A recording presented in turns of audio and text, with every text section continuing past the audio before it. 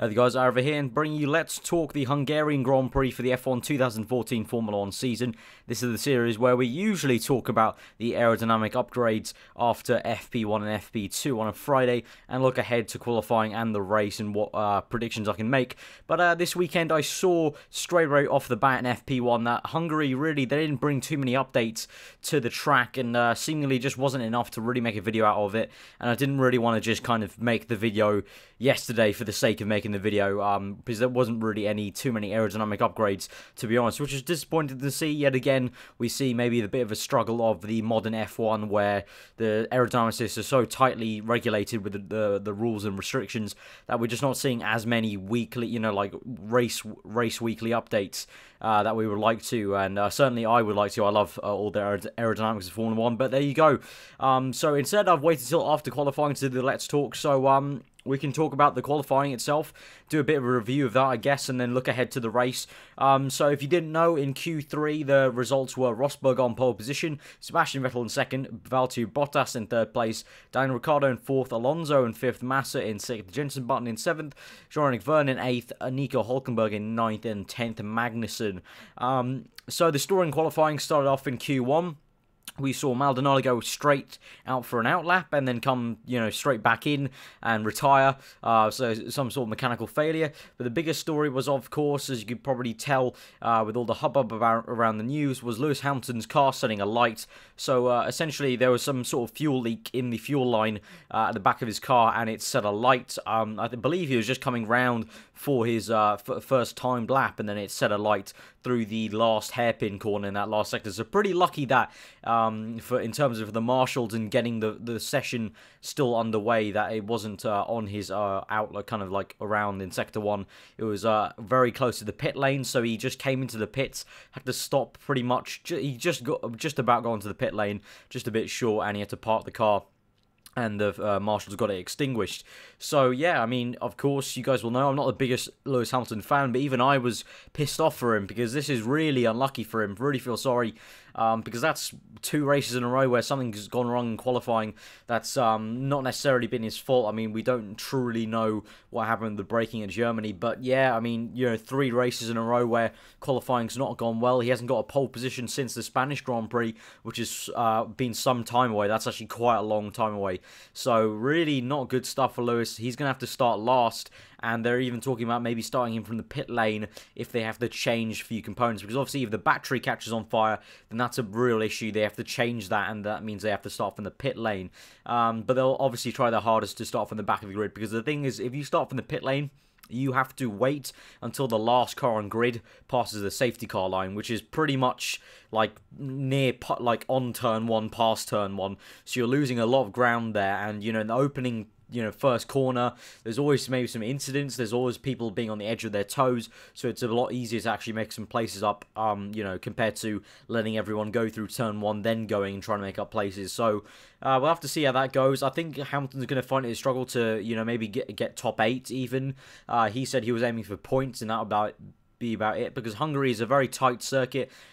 Sector 2 does not aid overtaking at all. There's no sort of long straight and a huge braking hairpin like Germany. Of course, turn 1 is sort of like that, but turn 1 at Hungary is taking second gear, and you're still carrying a bit of momentum into that corner, so it's not exactly like that. And the rest of the circuit's obviously quite tight and compact, and it's usually kind of named as Monaco without the barriers and without the yachts. So it's going to be tough for him. Another big hitter out of Q1 was Kimi Rikknen, which was pretty funny for me to see Marussia knocking him out. So basically, Jules Bianchi knocked him out. He got into Q2. And that's funny because it's a Ferrari-powered Marussia beating a works Ferrari car, which is very, very just embarrassing for the team. Wasn't Kimi's fault. I think it was the strategy's fault. Of course, Kimi didn't put in the lap on the prime tyres, but his engineers and strategy group should have seen that the prime tyre run he made wasn't good enough and should have told him to go out on the soft run because people behind him could have caught him up. So, unfortunate for Kimi there, and he'll have another tough race. I don't think he'll be getting to the points with Kimi's pace in that Ferrari. He just can't get into the points, I don't see, if he's starting from that far back. If he's in the top 10 already when the grid starts, so he's got a good chance, but, you know, this year he's been struggling so much, I don't think he'll be able to make a comeback drive to get even in the points. So let's talk about the top 10 then. We saw a really weird session because essentially some rain started coming down and everyone went out the pits to set one dry lap as the rain was coming down, and literally just as Rosberg came on for his first flying lap, everyone was following him behind. He was the first out. He came out onto his first flying lap, and the rain really picked up in turn 1. Rosberg went completely wide in turn 1, missed the apex, completely went onto the runoff, but was able to kind of just skate around the wet conditions. But the car behind him was Kevin Magnussen, and he just got it completely wrong. You know, he saw that Rosberg was going wide, but by the time he saw Rosberg was going wide, he was already in the braking zone. And Kevin, I think he was going at a bit faster rate because I think Rosberg maybe just went a bit cautiously. But I think Magnussen, from what we could see on the onboards, it looked like a pretty dry track, so it wasn't his fault. Essentially, when he came in, as soon as he stepped on the brakes as usual, as you would in the braking zone, locked up and went straight into the barrier. So Kevin Magnussen's qualifying was out, so he starts 10th without any time set. But yeah, after that, all the drivers went wide, and the session was red flagged to fix the barrier, as it would. So all the drivers came in, and then the rain kind of stopped in the red flag position. So everyone came back out on the slick tyres. It was still a bit damp on the first run, everyone did, so it was very close. Then on the second run, we saw Vettel getting pole briefly for a few seconds until Rosberg went a full half a second clear. So that Mercedes car still working really well.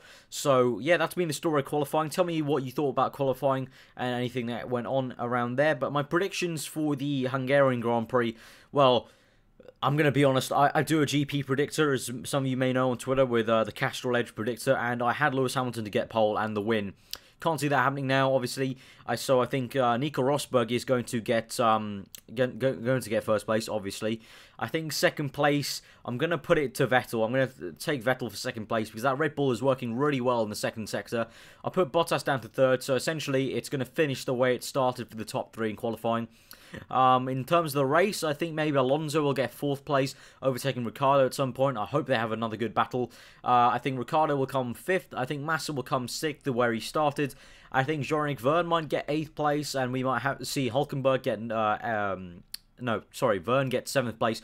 Hulkenberg get 8th place, Button getting 9th, and I think Magnussen will stay in 10th, or they might swap around. Those are my predictions, but as always, guys, on this series, please comment below your predictions of the top 10 in the race. Tell me what you think about the qualifying and what's going on ahead, and any predictions also on kind of, any kind of interesting things that might happen. Do you think Lewis Hamilton can come back into the top 5 at least? Do you think Raikkonen will score points? Do you think it's going to be another good race? And, yeah, all that general good stuff. So if you guys did enjoy this video, give it a like, comment below all that good stuff as I just said. Subscribe if you're new for weekly F1 content, including this in real life motorsport analysis stuff.